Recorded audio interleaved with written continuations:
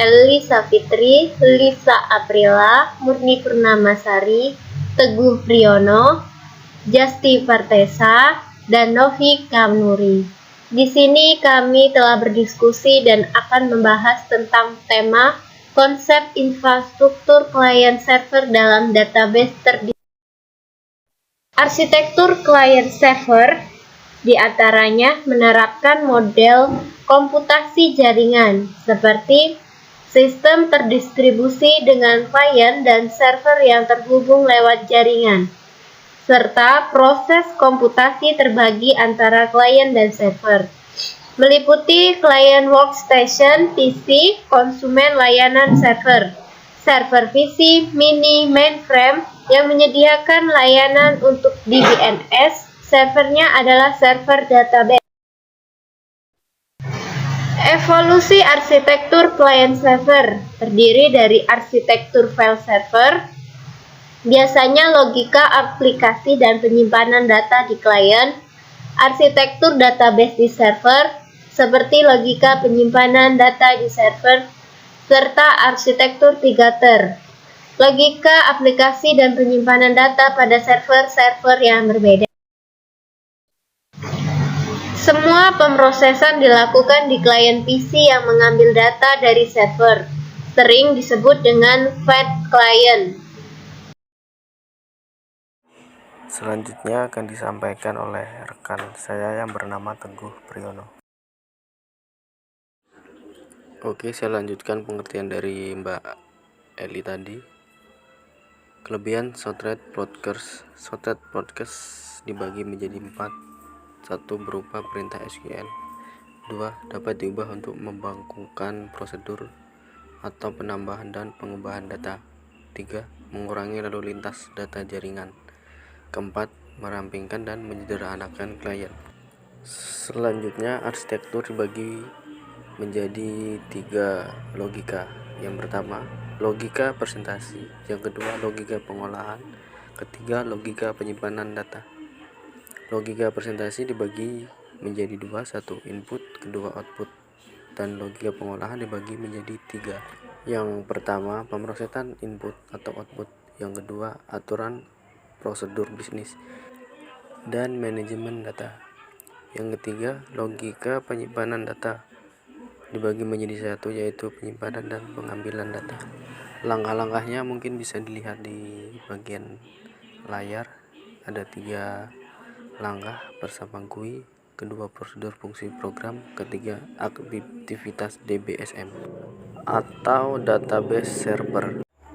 Selanjutnya, arsitektur 3-tier dibagi menjadi 5 bagian. Bisa dilihat di layar. Contoh bagiannya kurang lebih sebagai berikut. Dan selanjutnya, keuntungan arsitektur 3-tier dibagi menjadi 3. 1. Klien ramping. 2. Skalabilitas. 3. Meningkatkan tingkat layanan pengguna. Klien ramping disebut sebagai PC hanya untuk user. Skalabilitas biasanya disebut sebagai biaya penambah klien baru dimulai, atau server dapat digunakan dengan lebih besar tanpa mengganti klien.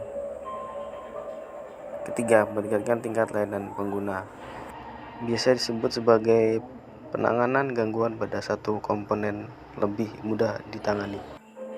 Keuntungan arsitektur 3-tier selanjutnya: 1. Lebih mudah untuk diselaraskan dengan kebutuhan bisnis. 2. Fleksibilitas teknologi. Ketiga, memperkecil risiko kesalahan memilih teknologi. 4. Efisiensi biaya dalam jangka panjang. Dan berikut salah satu tantangan arsitektur 3-tier. Yang pertama, biaya jangka pendek. Yang kedua, biaya administrasi atau pemeliharaan. Yang ketiga, standar-standar komponen yang tidak kompatibel. Yang terakhir, kesulitan mendapatkan aplikasi yang kompatibel untuk end user. Dan untuk materi selanjutnya yang akan dijelaskan oleh Lisa Aprila. Kita lanjut keuntungan arsitektur 3-tier. Keuntungannya adalah lebih mudah untuk diselaraskan dengan kebutuhan bisnis, yaitu modifikasi atau penyesuaian dapat dilakukan di salah satu komponen tanpa mempengaruhi komponen-komponen lainnya. Keuntungan berikutnya fleksibilitas teknologi, yaitu dapat memadukan teknologi dari berbagai vendor. Selanjutnya, keuntungan memperkecil resiko kesalahan memilih teknologi, yaitu dapat mengganti salah satu komponen dengan teknologi baru tanpa mempengaruhi komponen yang lain.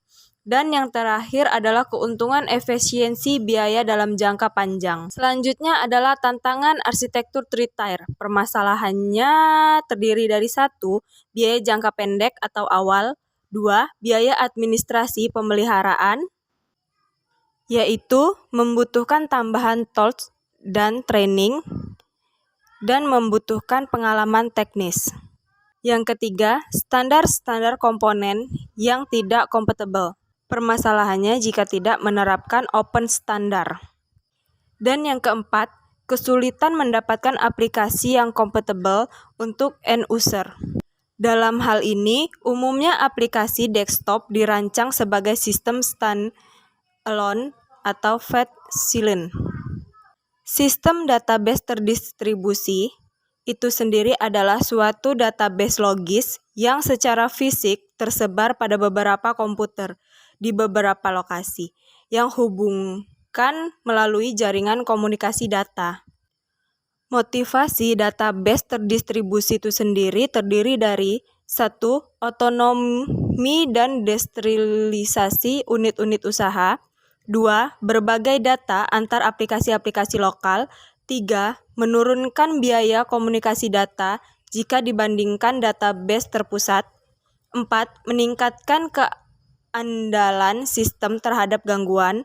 5. Aplikasi-aplikasi yang dimiliki dibuat oleh vendor-vendor yang berbeda.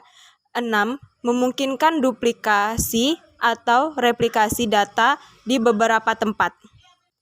Sistem homogen atau vs heterogen terdiri dari 1. Data terdistribusi pada server-server. 2. DBMS yang sama di tiap server. 3. Memungkinkan pengelolaan semua data oleh DBMS terdistribusi atau tidak ada data lokal eksklusif. 4. Semua akses memungkinkan skema global tunggal. Dan 5. Skema global adalah gabungan atau union dari skema-skema lokal. Dan untuk materi selanjutnya dilanjutkan oleh Justi Vartesa. Sistem heterogen, data terdistribusi pada server-server. DBMS yang berbeda dapat digunakan pada tiap server. Lalu akses lokal dilakukan dengan menggunakan DBMS dan skema lokal. Kemudian akses non-lokal atau remote dilakukan dengan menggunakan skema global.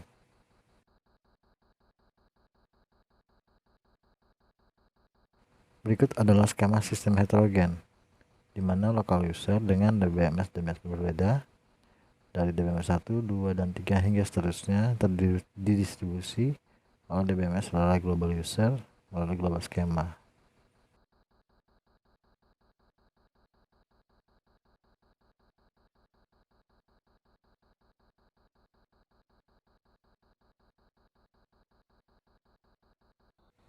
Kriteria teknis. 1. Transparansi lokasi.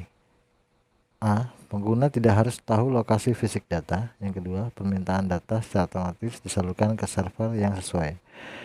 Lalu, otonomi lokal, di mana server lokal dapat tetap beroperasi dengan database lokal jika hubungan jaringan terputus.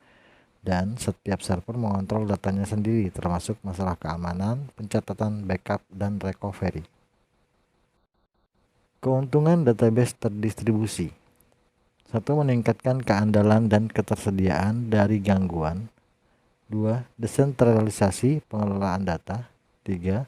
Pertumbuhan secara modular, penambahan database baru tanpa mengubah database lain. 3. 4. Menurunkan biaya komunikasi data. Lalu terakhir, response time yang lebih cepat untuk query-query tertentu yang hanya melibatkan data lokal. Kelemahan database terdistribusi. Harga dan kompleksitas perangkat lunak tinggi. Response time lambat untuk query-query yang melibatkan database tersebar. Lalu ancaman integritas data jika ada duplikat data yang diubah. Terdistribusi atau tidak. ketersediaan dana, otonomi, katalog, dan keamanan, pola akses data menurut lokasi, rencana pertumbuhan dan ekspansi, kemampuan atau ketersediaan teknologi, biaya pengelolaan teknologi yang kompleks, kebutuhan akan layanan data yang handal. DBMS terdistribusi. Pertama, database terdistribusi membutuhkan DBMS terdistribusi. Fungsi-fungsi DBMS terdistribusi yaitu mencari lokasi data dengan suatu kamus data terdistribusi atau distribute data dictionary, menentukan lokasi untuk mengambil dan memproses bagian-bagian query, translasi antar DBMS yang berbeda-beda. Dan untuk materi selanjutnya akan disampaikan oleh Murni Purnamasari, yaitu langkah-langkah transaksi lokal pada arsitektur DBMS terdistribusi. Nah, di sini tuh transaksi lokal semuanya data tersimpan dalam secara lokal. Langkah transaksi global arsitektur DBMS terdistribusi. Nah, di sini transaksi global sebagian data berada di lokasi remote tertentu. Nah, transparansi pada DBMS terdistribusi itu terbagi menjadi 3 lokasi. Yang pertama, transparansi lokasi, yaitu penggunaan aplikasi tidak harus tahu di mana sih lokasi fisik itu data ada. Terus yang kedua, transparansi replikasi, yaitu penggunaan aplikasi tidak harus tahu bahwa data itu direplikasi. Yang ketiganya, transparansi gangguan, bahwa semua aktivitas suatu transaksi terjadi atau sama sekali tidak terjadi. Nah, transparansi pada DBMS terdistribusi yaitu transparansi gangguan. Nah, transparansi gangguan itu memiliki komponen manajemen transaksi. Yang pertama yaitu mencatat transaksi dan sebelum dan sesudah transaksi. Yang keduanya, prosedur pengendalian konkurensi, yaitu akses modifikasi bersama untuk menjaga integritas data. Kapan sih kita menggunakan data 3 tier?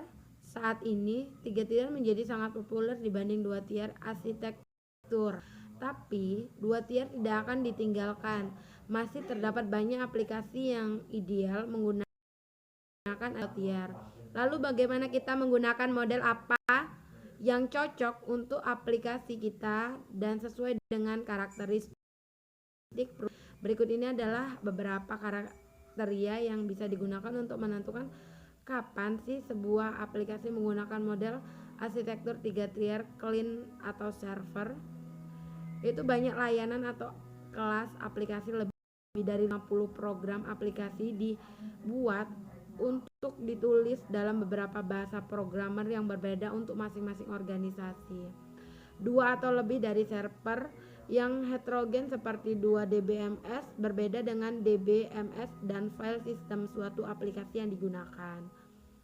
Nah, suatu aplikasi akan digunakan lebih dari 3 tahun, apalagi jika kita merencanakan banyak modifikasi atau penambahan beban kerja yang sangat tinggi.